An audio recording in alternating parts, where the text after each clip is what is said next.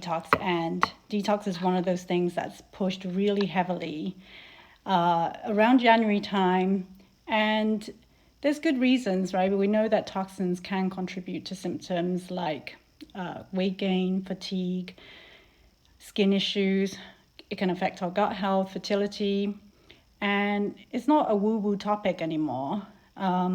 There's more and more scientific research connecting the dots between environmental toxins and health conditions, and even professional medical bodies like the American College of Obstetrics and Gynecology have position statements on how environmental toxins can impact our health, from fertility to prenatal development. So there's a growing body of research that's showing that some of these chemicals that's in our environment can harm our health, especially when it's accumulated over time.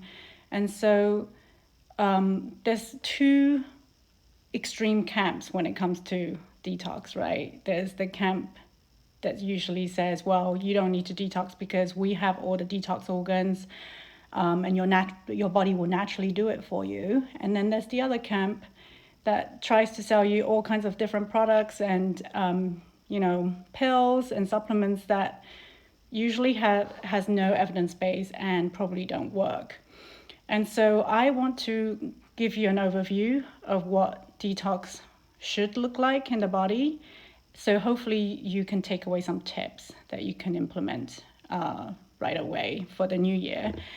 And so let's start with the camp that says we don't need to detox.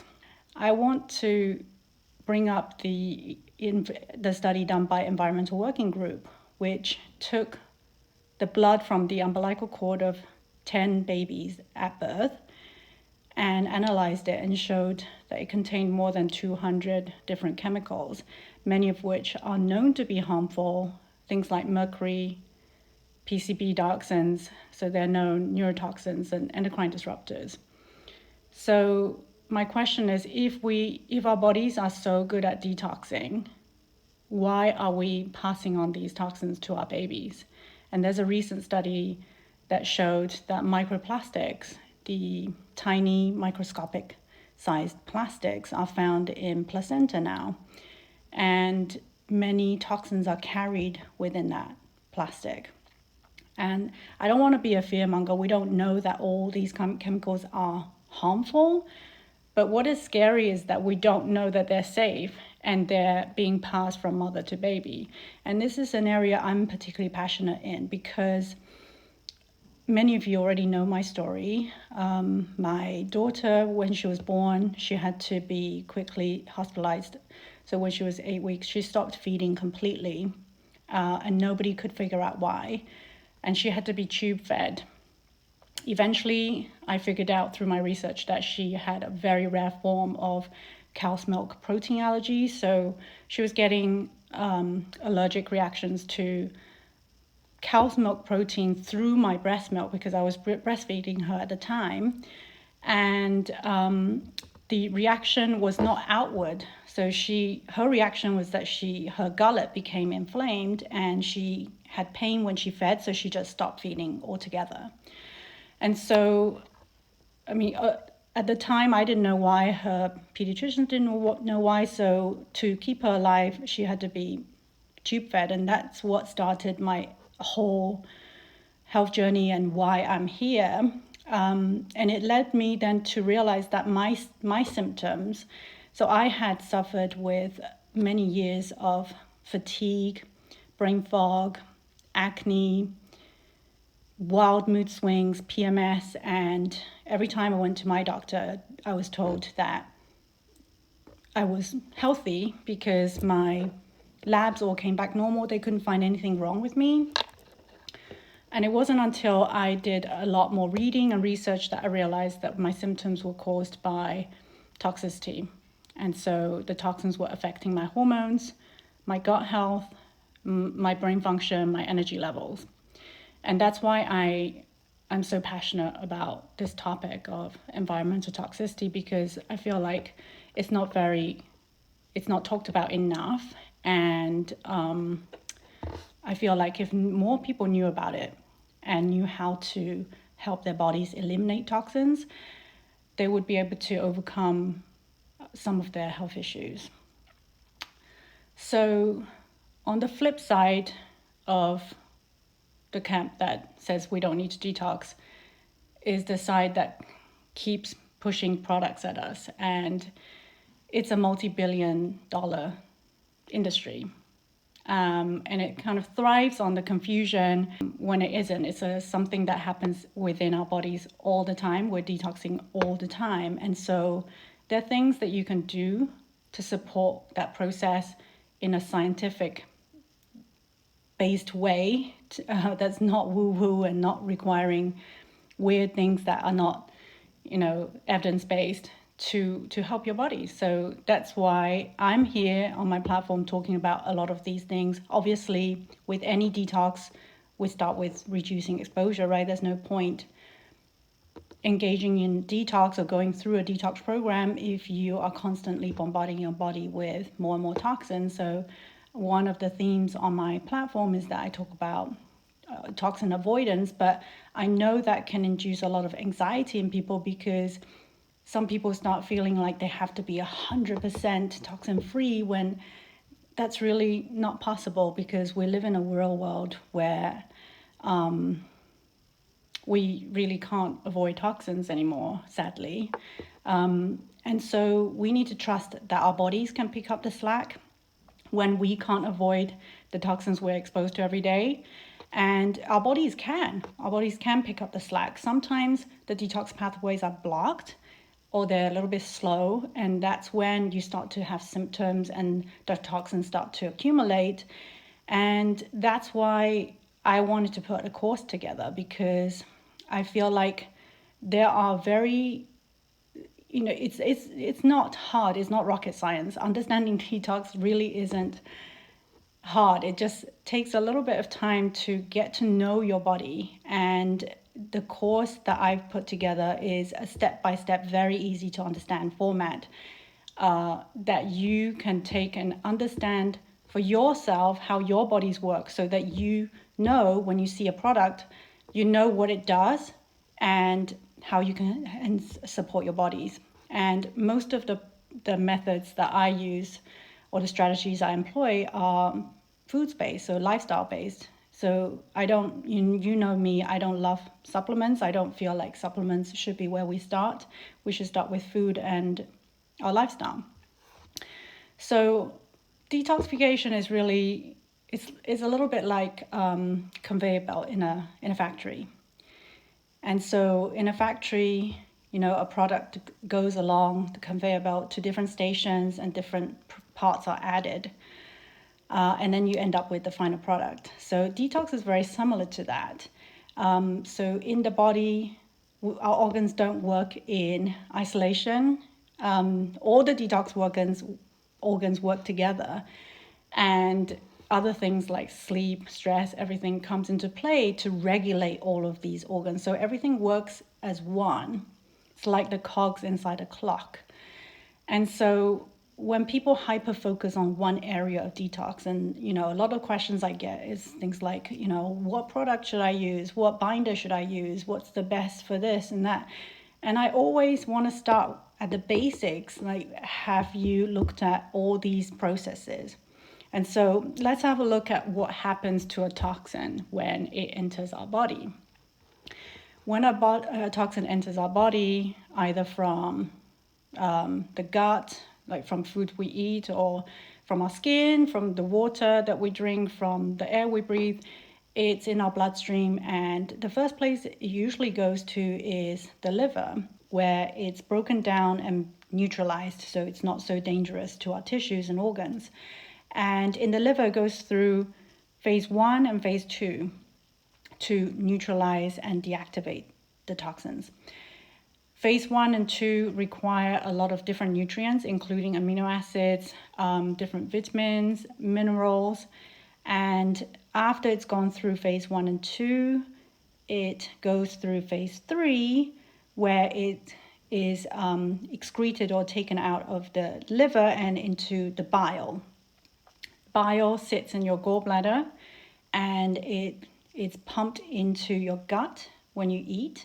And so hopefully the toxins go from the liver, where it's deactivated, into your gallbladder in the form of bile, and then in the form of bile it goes into the gut, where it then becomes poop and is pooped out. Toxins from the liver, instead of going to the bile, can also go to the kidneys, where it needs to then be actively transported across into your urine, and where that's eliminated. Now, there's several different things that can happen along the way. So along different parts of that conveyor belt that I was using the analogy before, hopefully you guys heard that. You can get a piece of station that's not working properly, it's not adding on the parts properly, and so you start to get backlog. And so that could be in the form of nutrient deficiency. So if you don't have enough nutrients, the liver can't do phase 1 and 2 properly, and so you get a backlog there. And then what happens is the toxins just start circulating in the blood, and when the level's too high, the body's like, I don't like that there's so many toxins here, let me try and hide it. So it starts to go to different tissues and be deposited. So we know that in the fat, there's a lot of toxins that can be found that's stored there, and this may be a form, a way the body uses to protect us from the harmful effects of toxins that we come across. And so another place where something can go wrong is if there is not enough bile production. And this is why mindset's so important. Stress can impair our body's ability to produce bile and release bile. So that's another place where there can be a backlog. And the gut is another place. So if you have dysbiosis on a healthy gut, instead of the toxins staying in the poop and being pooped out, it can actually be reabsorbed through the gut back into your bloodstream. And it's what's called enterohepatic circulation, where the toxins, instead of being eliminated through the gut, gets reabsorbed back into the bloodstream. And so there are many different points on that conveyor belt where something can go wrong and you start to get a backlog. And this is what doctors mean when they, especially functional medical doctors or integrative doctors, when they talk about detox pathways not being open, it means something somewhere along the line, the conveyor belt's not working, and so the toxins can't get out. And this is probably why we're seeing such high levels in some certain people, and we're all different, right? So we have different genetic variations that can impact our detox capabilities as well. So I'm somebody, and maybe that's why I was so severely affected and why I passed on my toxic load to my children. I have genetic variation that means that I can't eliminate toxins as efficiently as other people. And I will go into more detail about this in my course as a bonus module, because there are things that you can do to support those genetic variations. So, your genetics is not the doom.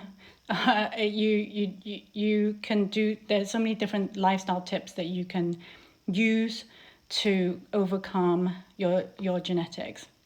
So genetic variation can mean that we also detox differently. And so some of us can smoke and live to 100, and some of us get really affected. Even if we just, open like a bottle of perfume, we might get migraines. So that would explain the variation and how different people respond to toxins differently.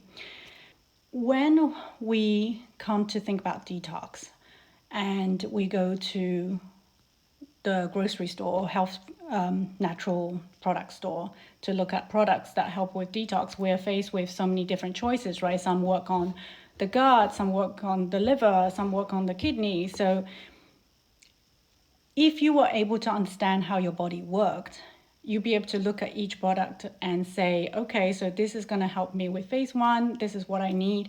And I don't even want to start there, right? I want to start with food. Like, let's have a look at what's on your plate and see what we can add there to help your liver detox better? What can we add to make the bile flow better? What can we do to help the gut?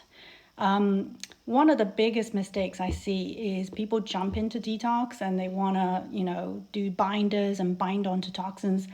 And they don't understand what binders actually do. A lot of these binders actually sit in your gut, right? They're not floating mysteriously into the bloodstream and mopping up toxins. They're in your gut. The idea is they bind onto the toxins contained within the bile. Now, if the bile is not flowing properly and the toxins are not getting from the liver into the gut, then the binders are not going to do anything for you. And so one of the common questions I got when I put out the question box is, what do? I have all these symptoms, right? There's so many different symptoms you guys listed. So rashes, spots, or fatigue, headaches. Those are very common detox reactions. And the reason is because your detox pathways are overwhelmed. The toxins are not able to leave your body, and so it's coming through as symptoms. And the body is trying to tell you, like, hey, I'm overwhelmed. You're not doing this detox properly. Please go back to the basics and do it again.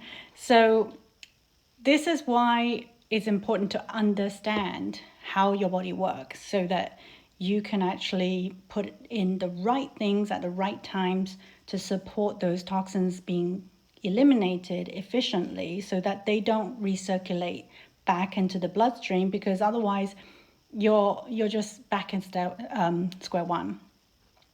So another common question I got was, what do I think of juice cleanses? Now, juice cleanses are so popular. I'm in my own personal mailbox, I'm getting juice cleanses emails all the time. Juice cleanses have a place, in my opinion. Do they support detox pathways? I don't think so. Juice cleanses are great if you are eating something that you may be intolerant to, like you may have food allergies to, that may be inflammatory. So if you're on a standard American diet, juice cleanses are great, and you're going to have amazing results after a week or so because you're not eating all the inflammatory foods. But don't mistake that with a detox. You're just eliminating harmful things. There's nothing that's coming out of your system. Now, if you're in a calorie deficit and burning fat, you may be releasing toxins from your fat tissues. And then my question is, if those toxins are being released from the fat tissue, are they being eliminated through those pathways that I just described? Is it being eliminated efficiently through phase 1 and 2 into your bile, into your gut, and being pooped out? Because if they're not, they're just going back, so recirculating back into your tissues and causing you symptoms. So you might get headaches, rashes during your cleanses, and then the toxins are not coming out if your detox pathways are not open. So juice cleanses may have a place because it gives your gut a rest. Usually you go into calorie deficit, so you lose a bit of weight. There's a bit of metabolic resetting, especially if you're not consuming fruit-based juices. So like green juices have less calories and lots of nutrients. So you are flooding your body with nutrients, but phase 1 and 2 liver detox need amino acids, need protein. It's an active process. So if you're not providing your body with amino acids and proteins during a juice cleanse, after a while, your body may start to be depleted in nutrients that it needs to do liver detox properly, and you may not be able to get rid of the toxins that are actually coming out. So I do a lot of fasts personally. So I used to do and still do fast. So I do 2 different forms of fast. I fast overnight, so between dinner and breakfast the next day, I usually go 13 hours. And every 3 to 4 months, I do a more prolonged form of fast. But I'm not trying to detox my body when I fast. I'm trying to do a metabolic reset where my insulin levels can come down during the fast.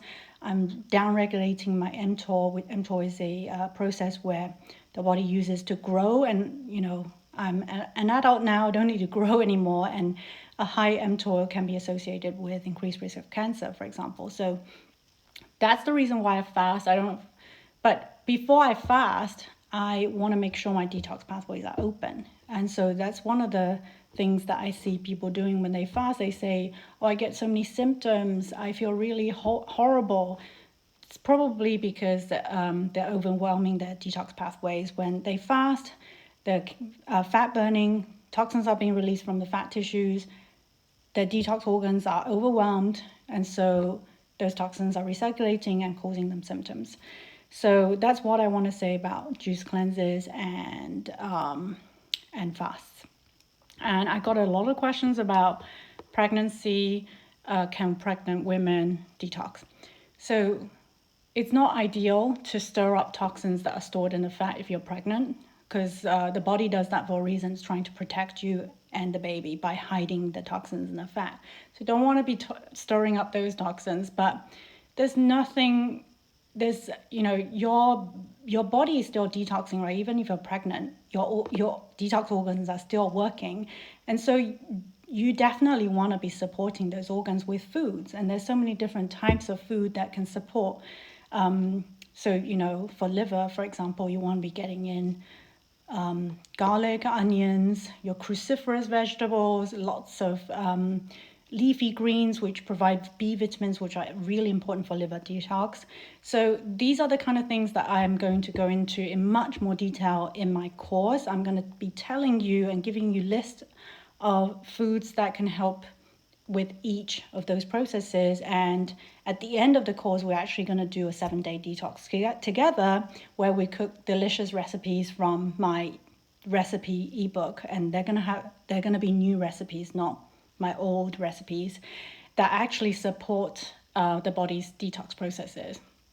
And detox is not just about food either, right? There's sleep, exercise, movement. Some of you asked me about lymphatics. Lymphatics system is a really important aspect of detox as well, because it's kind of like the drainage, the drain that carries the toxins away from the organs. And the thing with the lymph system is that it doesn't have a pump. So you need to move your body in order for the muscle to contract around the lymph and for the lymph to flow. Otherwise, if you get a stagnant lymph system, then the toxins can also stagnate as well. So my approach to detox is a whole body approach, because I don't believe that the organs work in isolation. So I want to step back and take a forest view rather than a tree view of detox to help the whole body, because everything is interconnected. And so that's what you're going to learn in my course. And I also got a question. Okay, so lots of questions about how the course is going to be laid out. So this is going to be a 4-week course. And every week I'm going to be releasing new videos, and it's usually 2 to 3 different videos on different topics. And I take you through step by step how I did my detox, right? So we don't jump in right at the end. And I want to give you a story of one of my clients who actually came to see me because her functional medical doctor prescribed her a protocol for lead toxicity, which actually made her so dizzy that she became bedbound. And that's the issue with jumping in to detox too quickly when the rest of the pathways are not open. And so I want to put in the steps there to make sure that we do it in a safe way. So the videos will be delivered and opened every week.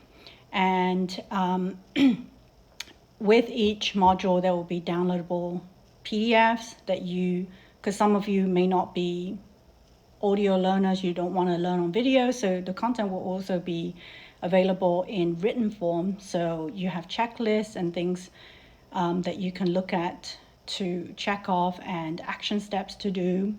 There will be a Facebook group and if you don't have Facebook, that's fine, because you can still access the content via my website where you have a login. So when you log in, you see all the content.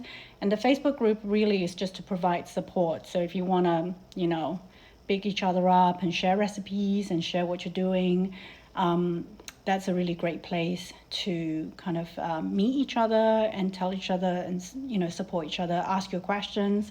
And then in week 3, I'll be holding a live Q&A where it will be conducted over Zoom, where I answer all of your questions on a Zoom call. And then in the last week, we put everything we learned together and we do a detox program where it will be a step-by-step guide into how I approach detox. And the emphasis I want to make is that the detox shouldn't be like a once a year or once every 2-year thing, and it shouldn't be something that so makes you feel so horrible that you never want to do it again. Detox is something that our bodies are doing constantly, right? So we can just put things in place on a regular basis to support it, so that we're always keeping our toxic burden low, rather than letting it build up and then doing like a 1-week extreme detox where we feel terrible. We can do detox on a daily basis or a weekly basis where it feels really nice and we're eating nourishing foods and supporting our bodies and feeling great. So let me see if there are any other, I don't have any other questions from my list, but let me see what the questions are here. So there's a question about, do we need certain foods? So yes, so in the 3rd week, you will be given a shopping list. So if you want to participate in the group detox, you will be given a shopping list. So you can just buy the ingredients and then we cook from the same recipe book in the 4th week. And it's not just food either. We'll be doing a lot of things like meditation and movement, and I'll be giving you like a guide to go through on a daily basis. Let me see if there are any other questions.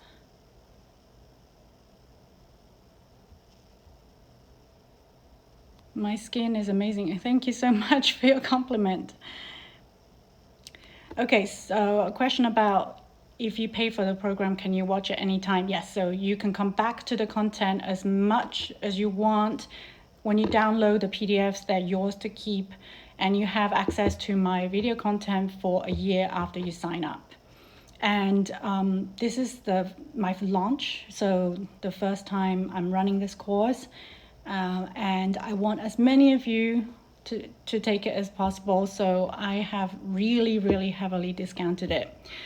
Now, if you go to a functional medical doctor, or if you've worked with an integrative doctor, you'll know that it can cost a lot, especially when you throw in labs and things like that. And usually they will give you, they won't necessarily give you a detox protocol, but looking at environmental toxins and helping your body eliminate toxins will be part of the protocol, because environmental toxins is such a common root cause of health issues.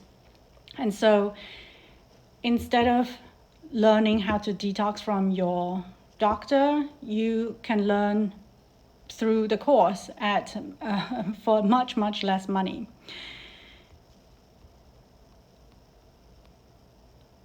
If I can't watch the detox program.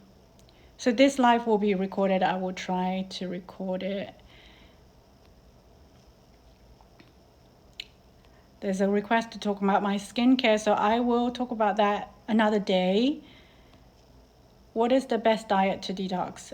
That's a really good question. So obviously I'm plant-based, so I'm slightly biased, but I'm plant-based because of all the research that I've read around the different diets, and it suits me, it suits my family.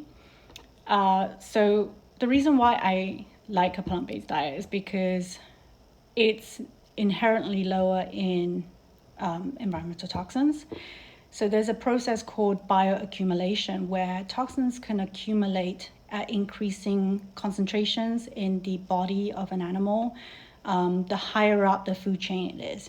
And that's why you might hear things like, eat the smaller fish because they're lower in mercury, because the higher up the food chain that fish is, like tuna, shark, they will accumulate a lot more mercury in their bodies.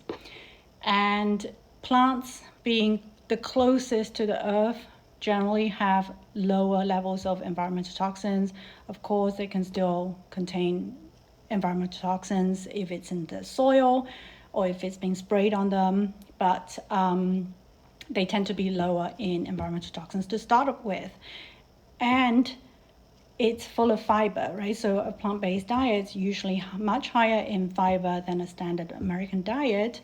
And if you remember back to that detox pathway I talked about earlier, where the toxins pass through the liver, into bile, into the gut, and it's pooped out, fiber in the gut is very, very important for binding onto those toxins. So it can bind to the toxins that are coming from the liver into the gut, holding on to those toxins to be pooped out. So the more fiber you have in your gut, the better. So a plant-based diet is good for that reason as well. And last but not least, plant-based diets are inherently higher in antioxidants because you can only get antioxidants from, or phytochemicals from, plants.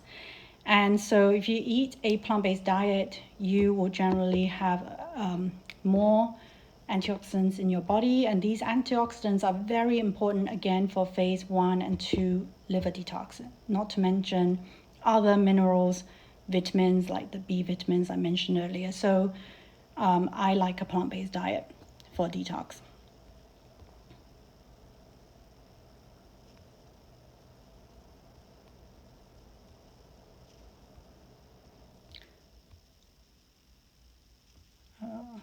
Trying to see if there's any more questions.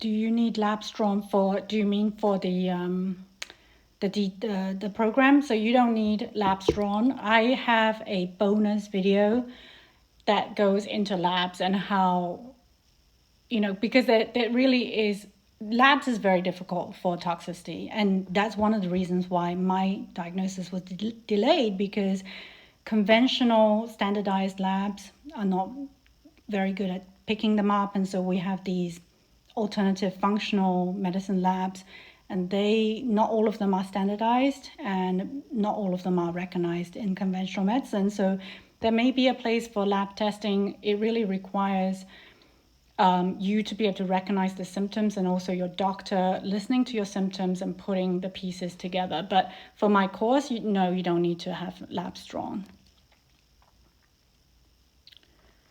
So what about iron deficiency in detox? Oh yes, iron deficiency is important. So iron is actually needed for your liver to detox properly. So I go into that again in the course. So I will be flagging the common conditions. So thyroid is another one, for example. So if your thyroid is not working properly, you also can't detox properly. So these are the things that I will go into. They're quite nuanced and they need a lot more time to delve into them. And I'll be going into those in more detail in the course as well. You don't need to be vegan to do detox. No.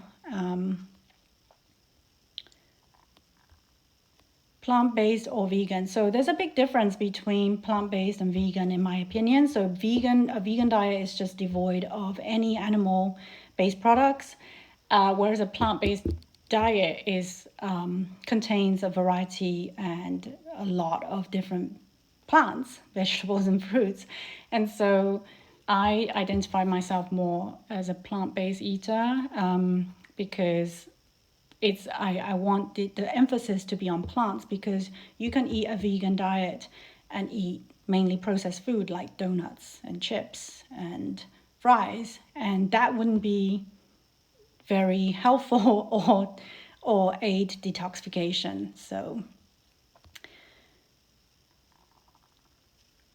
So if you can't purchase the course now at the sale price, so if you purchase the course now at sale price, but you can't start, that's absolutely fine. You can just log in whenever you have time to do the course, and all the materials will be there available for you for a whole year. And the recipes, everything we do will be there, and the live Q&A will be recorded, so you can watch that anytime you want. Am I going to suggest detox supplements? Yes, I have a section on supplements because I know that's a big topic a lot of you will have questions on. And I have done a deep dive on the supplements and kind of classify them into what is evidence-based and what is not. And so at a glance, you'll be able to see what I recommend and what I don't recommend. I don't generally recommend a lot of supplements. Sometimes they are necessary to bridge a gap. So if you have a severe deficiency, or if you, for example, for vegans, plant-based eaters like me, I need to supplement with B12. There's no way around that. So there is a place for supplements, and I will talk about that as well. So I talked about juice cleanses earlier, so hopefully that answered your questions.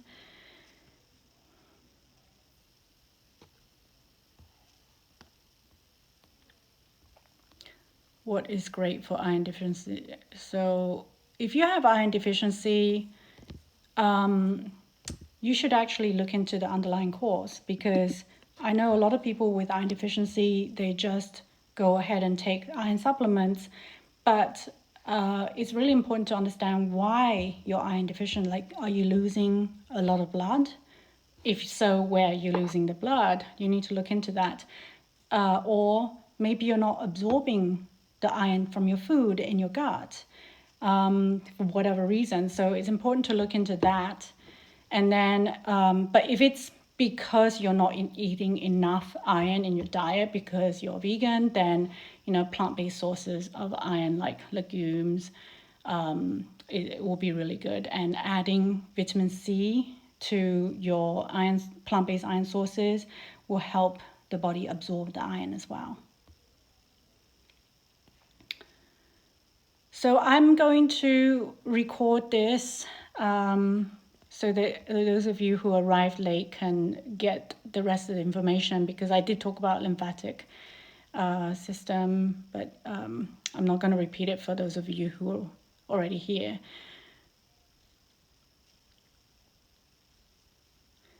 What is the reason eating a healthy food but no change can be seen?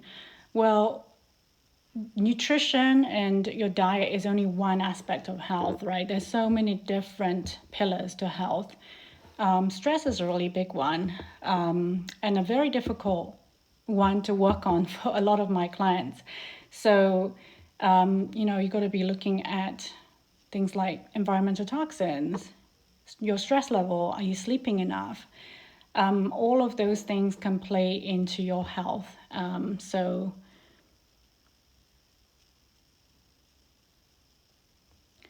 thank you very much for coming, everybody.